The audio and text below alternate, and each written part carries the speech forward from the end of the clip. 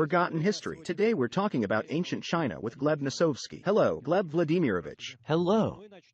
Let's start with what in your understanding constitutes ancient China, and whether it existed at all. Of course, it existed. The question is, where and when? The chronology of Chinese history is a very interesting and important part of the new chronology. We've written quite a lot on this topic.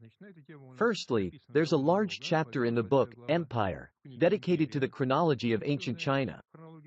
Secondly, there's a book called The Piebald Horde, the history of ancient China, in the series, New Chronology for Everyone. Also, I hope in the near future a book that has already been submitted for publication will come out, titled, The Last Journey of the Holy Family, which provides a very detailed account of the chronology and our reconstruction of the history of ancient China. I would like to start with chronology first and foremost, because the basis of our reconstruction and the basis of the new chronology is dating. There are many legends, prejudices, and beliefs about the history of ancient China existing in society, mostly based on Chinese movies. But the question arises, what evidence lies behind all of this? What proves the chronology of ancient China? How is the dating of all ancient Chinese dynasties that Chinese historians present to us proven?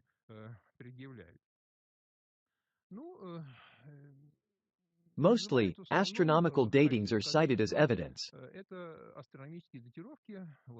Supposedly, the ancient Chinese were very accurate astronomers. True, by the 19th century they had lost these skills, but the ancients were very meticulous and accurately recorded astronomical events in the sky. In particular, if you listen to historians, you can hear that, supposedly, the ancient Chinese very accurately recorded the appearance of Halley's comet. And based on these Chinese records, you can fully trace all the appearances of Halley's comet and thereby prove the validity of the Chinese chronology.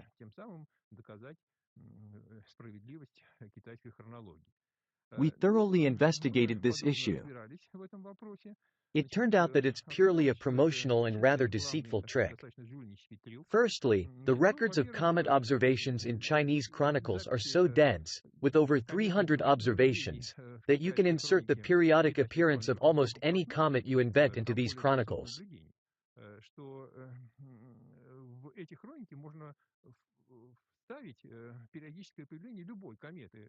Just come up with any comet that appears at some period of time. We have large lists of such hypothetical comets in our books, which could theoretically appear.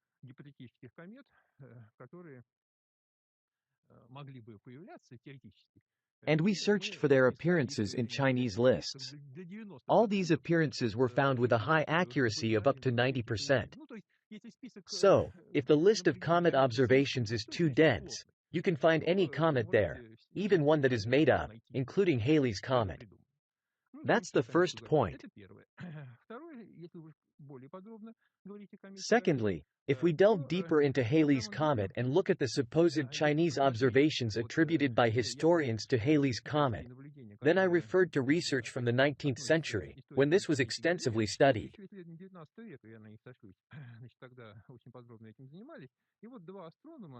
Two astronomers, Cowell and Crommelin, plotted the appearance of Halley's comet according to Chinese chronicles. And in the mid-19th century, they discovered a remarkable regularity. It turns out that according to Chinese chronicles, the periodicity of Halley's comet itself exhibits a certain periodicity. That is, the time between two reappearances of Halley's comet is not constant but fluctuates somewhat, and this fluctuation is periodic.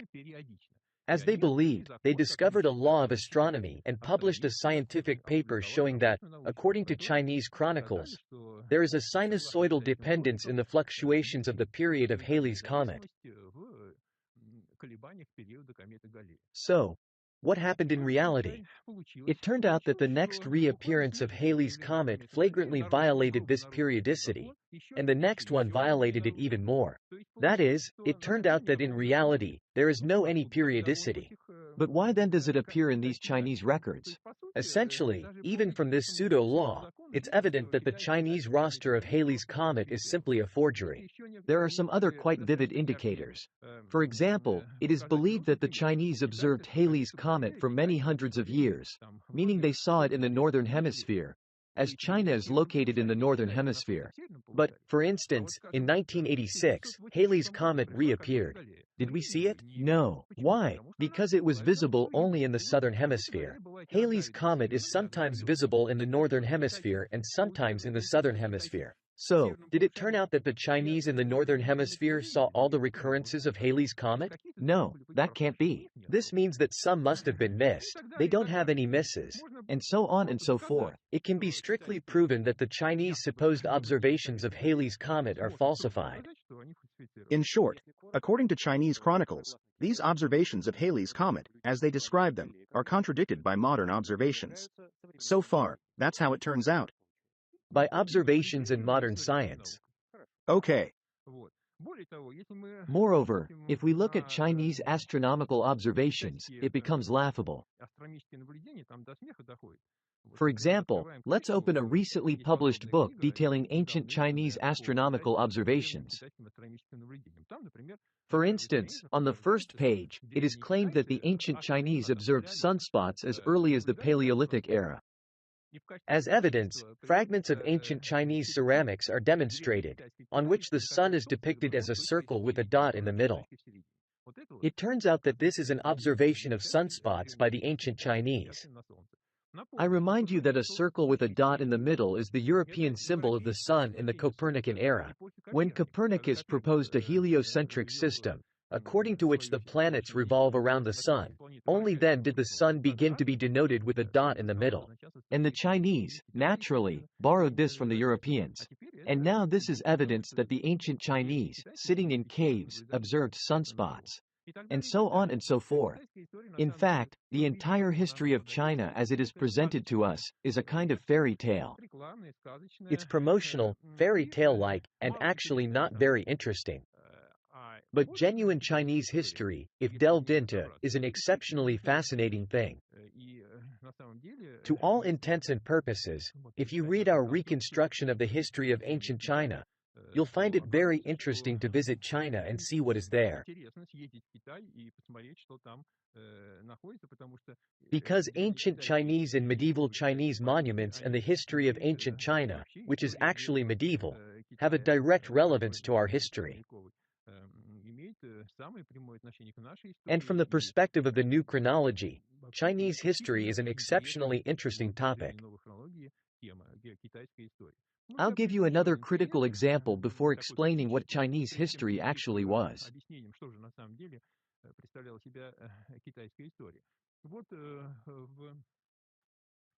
In 2008, the following article was published on lenta.ru. A tiny Swiss watch was discovered as archaeologists and journalists were making a documentary about the exploration of ancient Chinese tombs in the Guangxi region.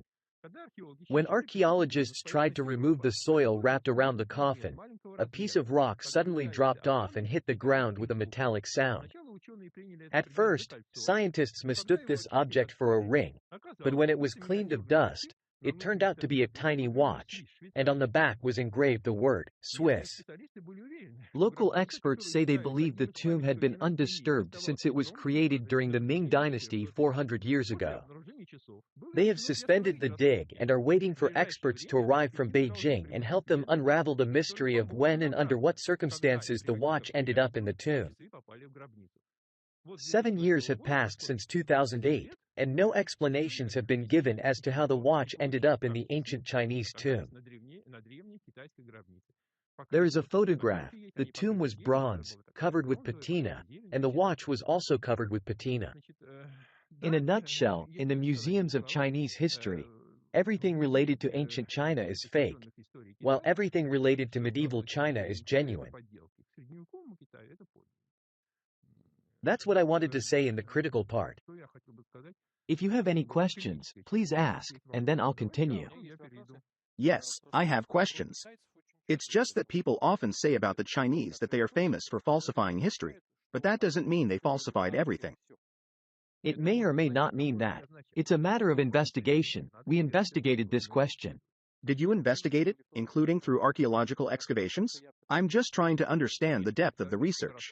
No, we don't engage in archaeological excavations. We don't dig the ground. Archaeological excavations are carried out by archaeologists, and we study ancient Chinese history through written documents.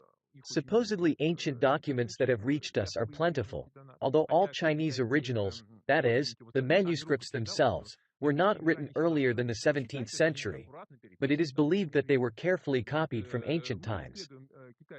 We study Chinese chronology using statistical and astronomical methods. Our critical analysis also applies to radiocarbon dating of Chinese history and to archaeological dating. But we don't do the dating ourselves, we just show the inconsistency of these methods. So, let's move on to the description of China from the perspective of the new chronology. Yes, let's move on. Of course, this is radio, so I can't show it, but nevertheless, I'll describe it. This result was obtained from Chinese history using mathematical statistical methods. This is the so-called relation matrix that we constructed based on Chinese annals. In principle, it can be constructed for any history. Unlike European history, Chinese history turns out to be very primitive and crude. According to purely formal results, the entire Chinese history is divided into several blocks, which ultimately all duplicate and trace back to the same short period of genuine history. And that is the history of the Manchu Empire, which began in the 17th century. So, before the 17th century, was there something else that you will tell us about now? Yes, I will. I also want to talk about astronomical datings that we obtained. In fact, as for Halley's comet, as I already said, it's a fake confirmation of Chinese chronology. But the Chinese actually have two of the oldest astronomical events related to the dawn of Chinese history. And both of these events allow for independent astronomical dating, which we have provided.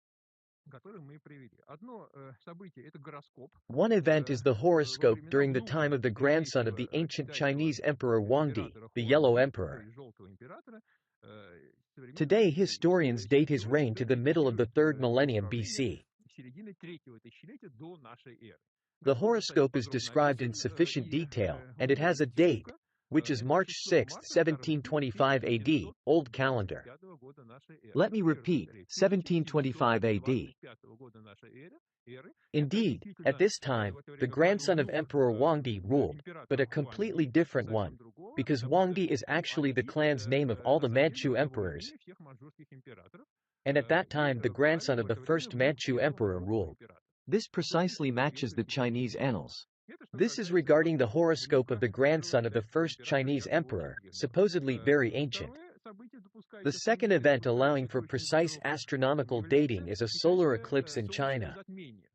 It is described at the very beginning of the Xia dynasty, a very ancient Manchu dynasty. Millennia before the Common Era. Yes, millennia before the Common Era. In fact, the dating of this eclipse is September 1, 1644 AD, the year of the coronation of the first Manchu emperor in China. That's what we have. We have two datings. I repeat, this is all we could extract from a fairly large volume of ancient Chinese astronomical information. There's a lot written there, but not all sufficiently detailed astronomical descriptions are suitable for dating. There are only two descriptions from which a date can be extracted, and I've listed them. That's the first. Secondly, we conducted a very large calculation based on all Chinese chronicles regarding the names of Chinese emperors, both in their hieroglyphic and phonetic forms. A large calculation was carried out, and we obtained a table, according to which statistically the entire Chinese history is a duplicate of the Manchu era.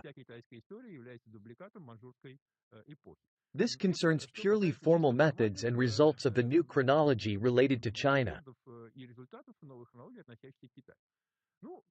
Of course, I understand that a listener accustomed to what is heard on the radio and seen on TV and to what is written in various books, is probably outraged by this. Yes, because there is still no description of what actually happened according to your version. Yes, but I will still say one more thing before describing it. If you visit China, Beijing, then you will definitely be taken to the tombs of the emperors of the Ming dynasty. In fact, these are fake tombs, about which I will tell you more later. But in China, there are genuine tombs of the Manchu emperors.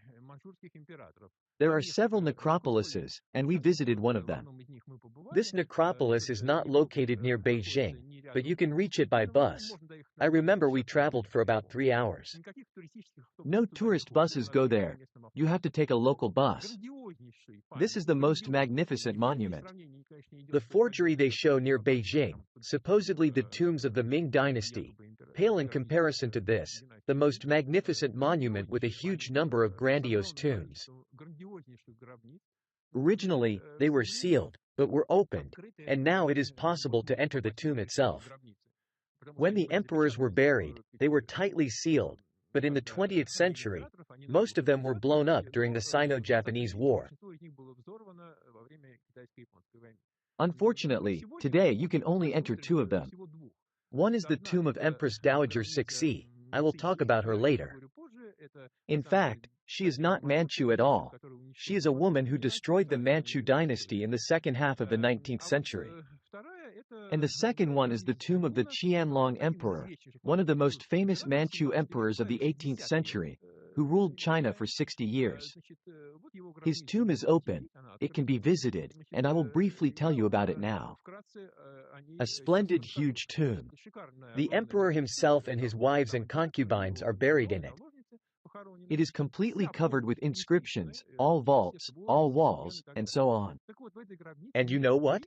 In this tomb, there is not a single Chinese character, not a single one. There is not a single ancient or medieval Chinese image, as we are used to seeing on various Chinese vases, absolutely not a single one. Everything is inscribed in Tibetan, dense writing on all walls and ceilings, and all images are purely Indian. This is an authentic monument that you can see and feel for yourself. I repeat, tourists are not taken there. So, what can be said about Chinese history from the perspective of new chronology? I will go straight to our reconstruction. We have all this described in detail.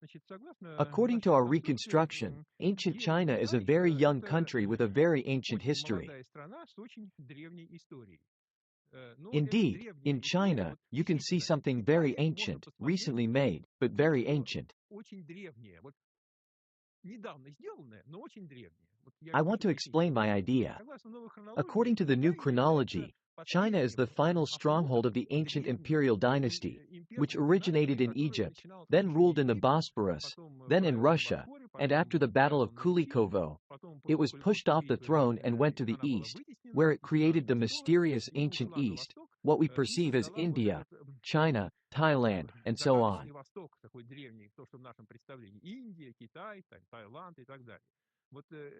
They established states and empires of the same ancient type. The customs that prevailed there are exactly that ancientness that we have long lost.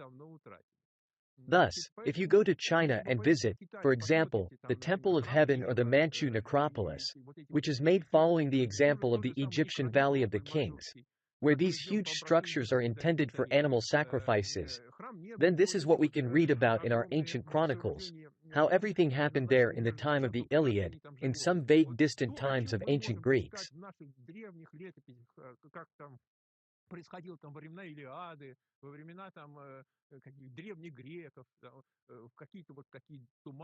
You can see and touch exactly the same samples with your own hands, but made in China in the 19th century, and you can look at these ancient rituals and customs. So, I mean, China is actually a treasure trove for our history. It is the last branch of our ancient history that went to the east and left us such a rich treasury of visual aids.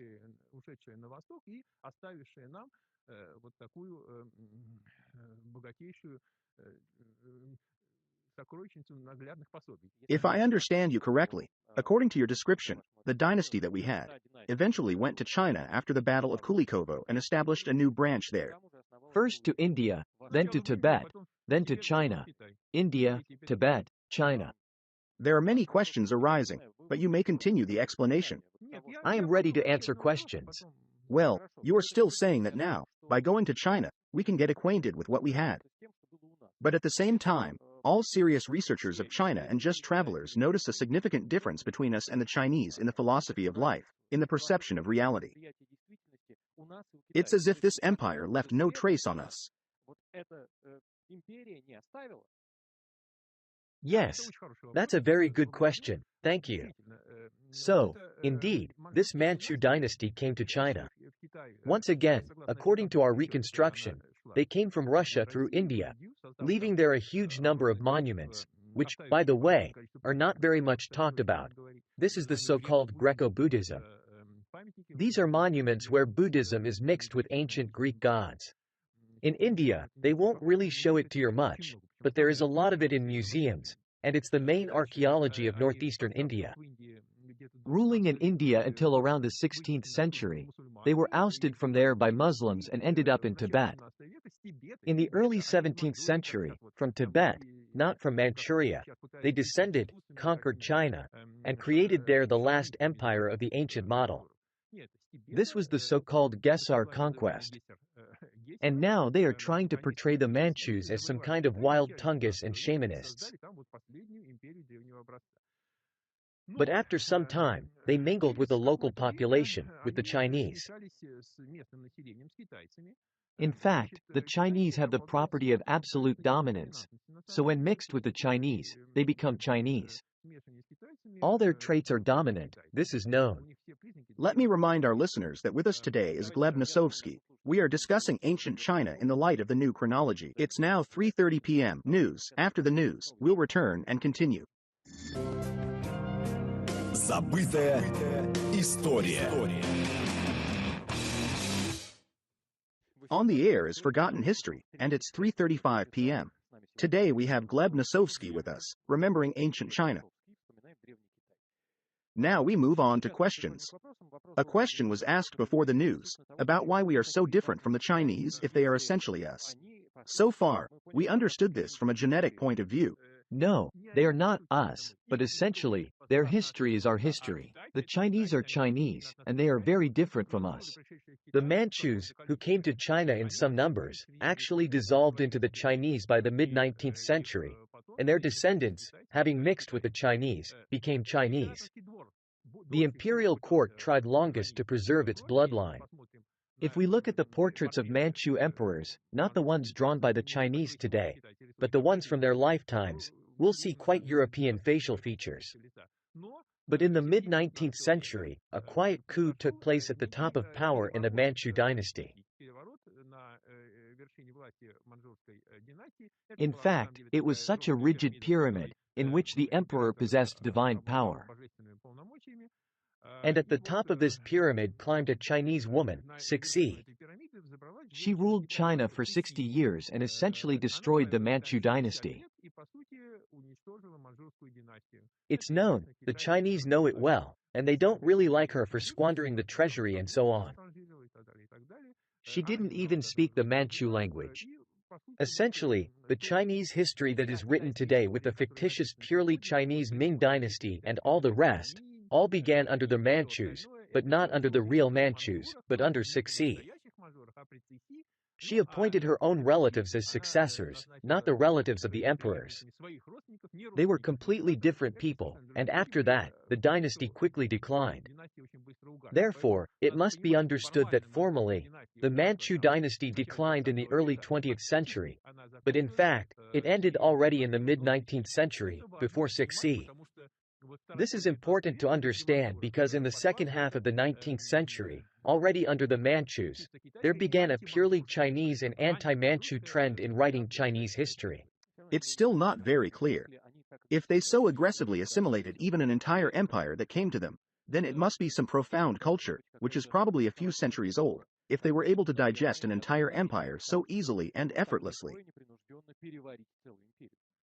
They digested it through blood, and they took their culture for themselves, stating that it's our culture, and we invented it all ourselves. Of course, they added something of their own to it. I don't argue, but the foundations of this culture are all brought by the Manchus. Once again, the Manchus brought them a certain ancient culture. When the Chinese digested the Manchus, they declared that it's our ancient culture. Naturally, they added quite a lot of their own to it, and what they ended up with is what we have as today's China and its culture. But this ancient culture practically left no traces with us, or are there any parallels? We have a lot of traces of this culture in our written sources. I'm saying that if you want to see how things really happened with us and what is described in our ancient chronicles, you can go to China and see examples of all these accessories still existing there and fairly new. So, what we had long ago was brought to China and lasted in some form or another until the end of the 19th century, so you can see it and check it out. As for classic examples, let me remind you that the Chinese are credited with gunpowder, paper, and compass. These are all their inventions. And a spyglass. Yes, so what does the new chronology think about this? Again, it can be said that Chinese history is actually the entire path that the Manchu dynasty went through in its prehistory and brought to China. There is a branching point. History was brought to China in the early 17th century. Then it was declared ancient Chinese. As a result, yes, of course, everything was invented by the Chinese. But these Chinese did not live in China before the beginning of the 17th century. That's how we can put it. In fact, these Chinese in the 17th century came from us. So, the penetration was somewhat different.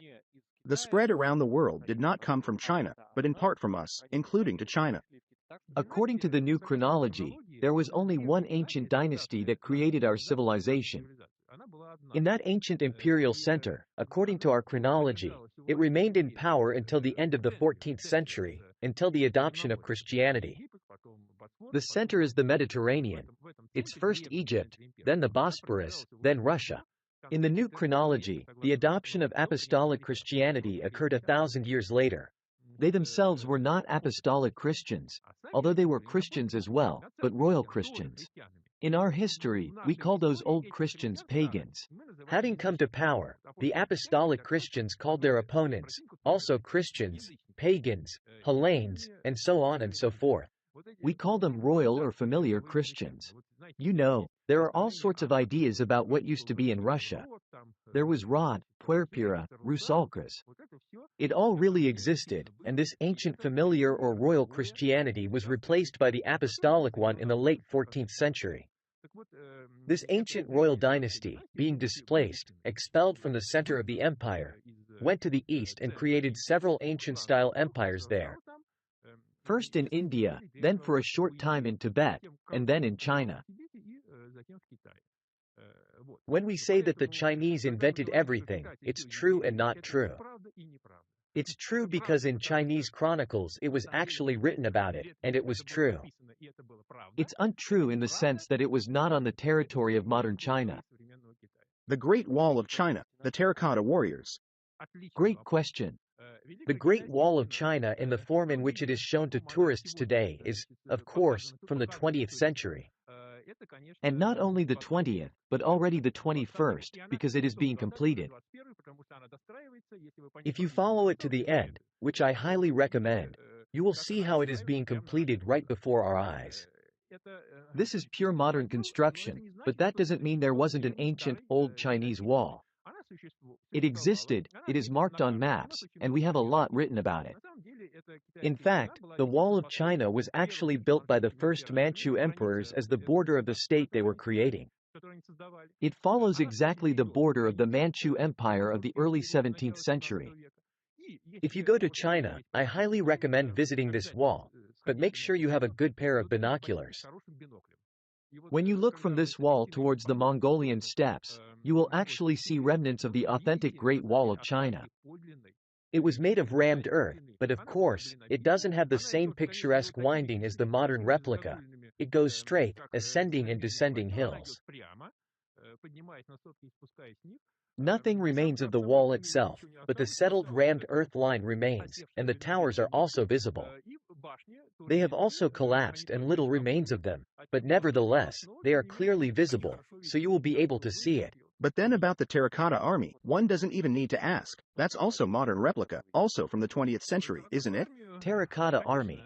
They haven't even closed the factory for their production. They are Chinese after all. Why would they? Moreover, if you go there, they'll sell you exactly the same ones. They say that our modern Chinese craftsmen can make exactly the same ones.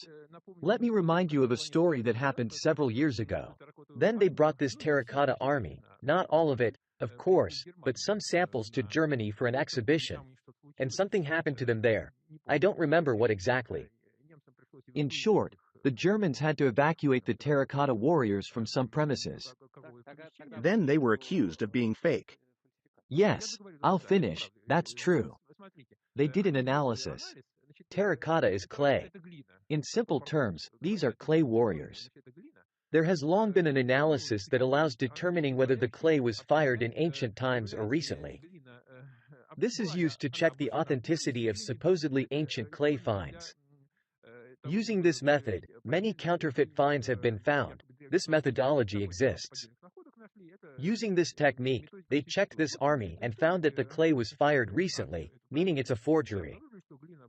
For a long time, the Chinese didn't respond to this, just like they didn't respond to Swiss watch, saying that you didn't have the right to do the analysis. Then, in the end, when the Germans apologized for what they did, indeed they didn't have the right, but did it anyway, and said, well, how do you explain it?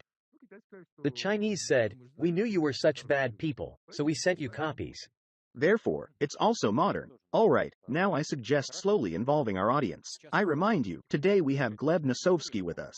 We are recalling ancient China in light of the new chronology. The direct line phone number is 7373948, SMS +7 925888894 and 8. Website, goveretmoskva.ru. Listeners ask, where are the pagodas in Russia? Again, speaking of cultural differences. First of all, the architecture of ancient Russian churches was different and more diverse than today. Today we universally have only one style, one of many different examples, based on which ancient Russian churches were built. This style was introduced in the mid-17th century by the decree of Patriarch Nikon. All other churches according to different examples were being destroyed and replaced with these ones. There are still a few truly ancient churches, including those with such curved roofs. Individual examples exist. So, in your opinion, there are some structures resembling pagodas? All right. So Byzantine architecture, what can be seen in Vladimir, in Kiev, is all. I don't remember exactly where, but such ones exist. We even have references to them in our books. All right, direct line 7373948. You'll need headphones. We're listening to you attentively. Yes. Hello. Hello. Yes, you're on air, please. Hello, my name is Gennady. I'm very glad that you have such guests. Why? Because, actually, when there are several points of view, you can find the right one. Of course, I don't entirely agree with the respected professor, but I'm very glad that there is such an opportunity. What specifically do you disagree with? Maybe there's a specific question? You know, unfortunately, there are no questions, but I'm happy to listen. Thank you. Accepted. 7373948. We're listening to you. Good evening. Good evening. Yes, you're on the air, please. I'll lower the radio now. The question is this: your guest keeps talking about some Manchu dynasty. But let him then explain the dynasty of Genghis Khan's descendants, the Yuan dynasty, and Emperor Kublai Khan. A European who was there, Marco Polo, wrote very well about him. How does all this fit into your fraudulent theory? Thank you, we're taking it, please. Thank you for the question. Regarding Marco Polo, this is indeed a very correct and interesting question. Reading Marco Polo, researchers have long been amazed at how he, having been in China, did not see tea there. He doesn't mention tea. Neither the Great Wall nor the small feet of Chinese women. This is a very characteristic detail. They bound their feet in tight shoes to make them small. So, actually, if you read Marco Polo's book, there are no signs of China there. This has long been noticed by our researchers, and abroad there are studies on this topic. And in our book, Empire, there is a separate chapter dedicated to Marco Polo's book, where it is proven that he had not visited China. It is necessary to understand correctly the name China itself. By the way, Russians call it Kitai, and the whole world calls it China. Pay attention to this. Russians call it Kitai. We have the word Kitai, and, by the way, Kitai Gorod, which is China City. If you look at old maps, then actually Western Siberia is called Kitai. The modern Russian name Kitai did not originally apply to present-day China. This name was later attached to it. The European name China, referring to southern China, is more correct. By the way, in Afanasy Nikitin's writings, Kitai is called China. These were two different names, China and Kitai. Therefore, when we talk about ancient journeys, and when it comes to the fact that these travelers voyaged to China, then in fact, this needs to be further investigated.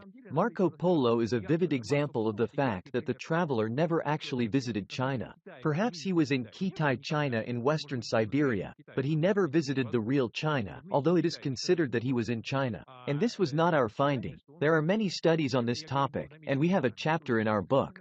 Do you also associate Kitai Gorod, China City, specifically with the territory and not with defensive fortifications? What Kitai is and where this name came from is a separate question. Perhaps it means a defensive fortification, but this is a domain of linguistics, which is not relevant to the matter now. All right, 7373948. We're listening to you attentively. Hello. Hello. It's not even a question, but rather a bit of a misunderstanding. I'm very pleased to listen to you. And overall, everything you say, but I immediately associate it with present-day Ukraine, which attributes such antiquity to itself, claiming to be Rome, Greece, and everything else under the sun. Isn't there a political agenda behind this? Thank you. Perhaps there is something remotely related to this. But actually, it's not necessarily a characteristic of the Chinese, Ukrainians, or Kazakhs. Why specifically Ukrainians? Look at what they write in other countries. They now attribute all history to themselves. Kazakhs claim that Gagarin was Kazakh, or something like that. Maybe I'm exaggerating a bit, but nevertheless. Chinese are now diligently trying to prove that they had a primordial ancestor who has no relation to the rest of humanity, such an ancient pre-Chinese, and now, as far as I understand, they are promoting this theory. Wanye, 2 million years ago, that's true. Understand that creating a history for oneself and increasing one's weight is a natural desire of any young state, and everyone has been doing this. All of Europe was engaged in this in the 17th century. So, don't point fingers. Ukrainians, Chinese, you're like this, and we're different. It's the same for everyone. But that's exactly what you're being accused of, that you're now trying to create a new history for us. No, we're not trying to create a new history for us. We are indeed accused of this, but in fact, our research is based on purely formal chronological results. In fact, we started studying the history of Russia in the 1990s, about 20-something years after we got involved in this business, and it all started in 1973. Initially, we had no idea that Russia had such a great importance for world history, as it turned out. It just happened that way. There was no any political agenda behind this, and this is clearly seen from the history of the new chronology. That's the first thing I want to say. Secondly, still, I want to emphasize, so there are no misunderstandings. I have a very good attitude towards the Chinese, and I don't want to blame them for anything. Moreover, I believe that the Chinese are a young nation with ancient history. And both are good. They have such enthusiasm. They have youth. And at the same time, the history that was brought to them also gives them some advantage. Therefore, I'm not saying anything bad about the Chinese, but perhaps for us and for our civilization in general, this is some kind of threat. I'm not discussing this question. But from the change in history that we propose, the Chinese themselves do not lose.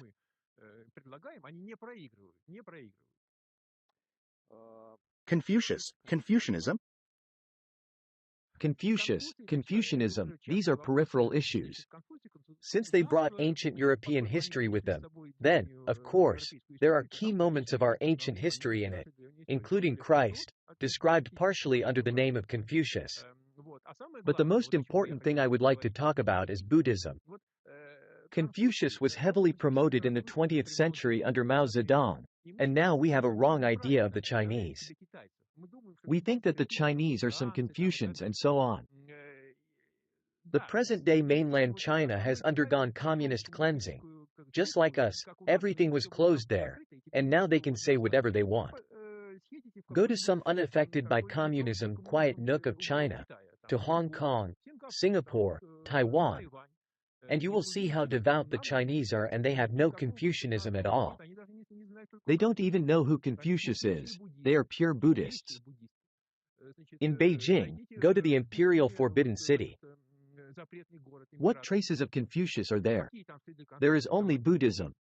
Go to the Summer Palace in Beijing, only Buddhism is there.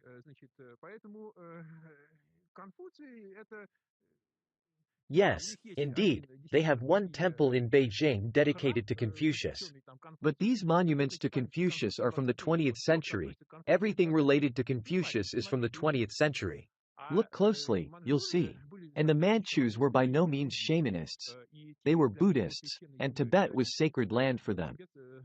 By the way, Tibet was supported by Imperial China. The Tibetan Lama had a huge temple, a whole monastery in Beijing. It still exists. I advise you to go and see. So, I want to talk about Buddhism, not Confucianism. What is Buddhism? Today we are accustomed to think that Buddhism is a religion that arose before Christ. There was a certain Indian prince, Shakyamuni, who has a very bright story. I won't retell it. He was placed in a castle, then he went out of it, met 3 people, went to the wise men, and then created the Buddhist faith. This story about Buddha was very popular in Europe in the 19th century because it was brought from the Orient and it was a novelty. However, in the second half of the 19th century, it was discovered that there exists a Christian work, the story of Barlaam and Josaphat. This story of Barlaam and Josaphat, by the 19th century was forgotten, but in fact, it exists in a huge number of manuscripts in many different languages. It is considered one of the most widely read works of the 15th century in Europe and in Russia. Naturally, there are many Russian manuscripts. So, the story of Barlaam and Josaphat is a spitting image of the Buddha story. It tells the story of a Christian preacher named Barlaam, who traveled to India, where he encountered an Indian prince named Josaphat, whose life story precisely mirrors the story of Buddha. He was raised in a castle, isolated from the outside world, and then went out, which is exactly the story of Buddha. This was immediately noticed, and there were many disputes on this topic, but nothing came of it, because in today's history, reconciling these two things is impossible. Why was the whole of Europe fascinated by the story of Buddha in the 15th century, but called him by a different name, although acknowledging that he was an Indian prince? And how did they learn about Buddha if Buddha and Buddhism were supposedly completely separate and independent from Christianity? In fact, quite recently, on December 2nd, November 19th after the Julian calendar, the Orthodox Church celebrated the feast day, the memory of Saint Joseph, the Prince of Great India, the hermit Barlaam, and Avenir, the father of Joseph. That is, this is a Christian saint. We still honor him, we still have his holiday, and in fact, this is Buddha. Why are you so sure that the cause and effect here are exactly such, that the story of Barlaam and Josaphat appeared first, and only after that, Buddha appeared, and not vice versa? Why couldn't the Buddha's story be copied? Well, this follows from the new chronology. It is a consequence of the entire set of chronological results that we obtained. Theoretically, of course, it could have been either way, but the new chronology suggests that the sequence was exactly like that. I'll also talk about Greco-Buddhism. This is also something hidden from the people. We have 30 seconds left. I'll just say it in a few words. In Indian archaeology, there is the so-called Greco-Buddhism, Greco-Buddhist kings. This is Buddhism mixed with antiquity. There are various Aphrodites, Apollos, and so on, and according to the new chronology, antiquity is the royal Christianity. That's what I wanted to say. Gleb Nasovsky was with us today. We recalled ancient China in light of the new chronology. Thank you for participating in the broadcast. Come again. Thank you.